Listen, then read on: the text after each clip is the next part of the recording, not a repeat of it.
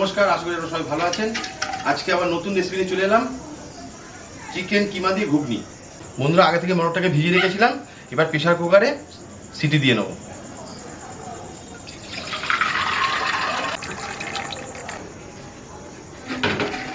বন্ধুরা, মটর ততক্ষণ সিদ্ধ হতে থাক, তার মধ্যে আমরা পেঁয়াজটা আর টমেটোটা কেটে নেব।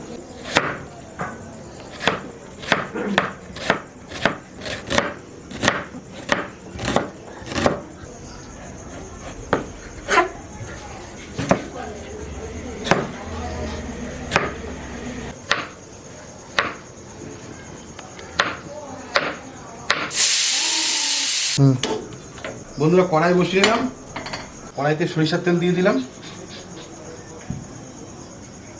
আমাদের তেল গরম হয়েছে, আলুটা ভেজে নেব। আলুর মধ্যে অল্প একটু লবণ, অল্প একটু হলুদ দিয়ে দেবো। আমাদের আলু ভাজা কমপ্লিট হয়ে যাবে, তুলে নেব।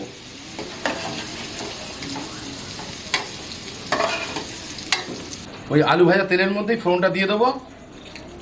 তেজপাতা, গোটা শুকনো লঙ্কা, গোটা জিরে।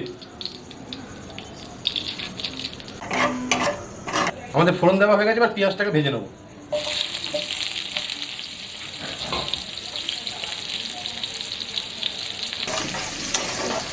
বন্ধুরা, আমাদের পেঁয়াজটা লাল লাল করে ভাজা গেছে। আগে থেকে টমেটোটা কেটে রেখেছিলাম, সেইটা দিয়ে আদা রসুন টমেটো একসাথে পেস্ট করে নিয়েছি। এবার আমি এর মধ্যে দিয়ে দেবো।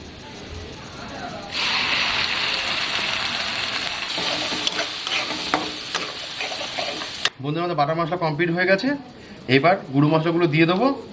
চানা মশলা, হলুদ, কাশ্মীরি লঙ্কা, লঙ্কার গুঁড়ো, জিরে, ধনে, লবণ।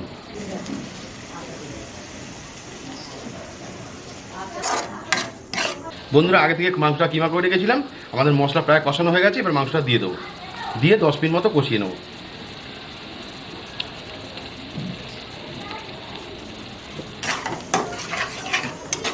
বন্ধুরা, যে চিকেনটা মশলার মধ্যে দিয়েছিলাম, কষানো আমাদের কমপ্লিট হয়ে গেছে 10 মিনিট।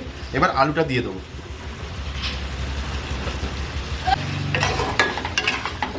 বন্ধুরা, আলুটা দেওয়ার পরে 5 মিনিট কষানো হয়ে গেছে। এবার আমাদের সিদ্ধ করা মটরটাকে দিয়ে দেবো। বন্ধুরা, মটর তো দিয়ে দিয়েছিলাম, 10 মিনিট মতো কষিয়ে নিলাম আরও। এবার জলটা দিয়ে দেবো।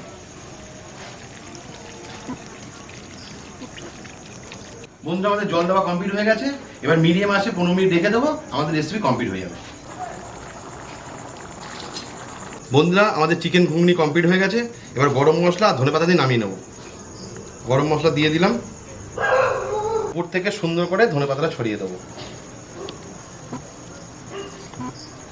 বন্ধুরা, এই রেসিপি যদি বাড়িতে ট্রাই করেন তাহলে অবশ্যই কমেন্টে জানাতে ভুলবেন না। বন্ধুরা, আমার ভিডিও যদি একটু ভালো লেগে থাকে তাহলে অবশ্যই লাইক শেয়ার সাবস্ক্রাইব করবেন। আবার ফিরছি নতুন কোনো ভিডিও নিয়ে। আজকের জন্য টাটা।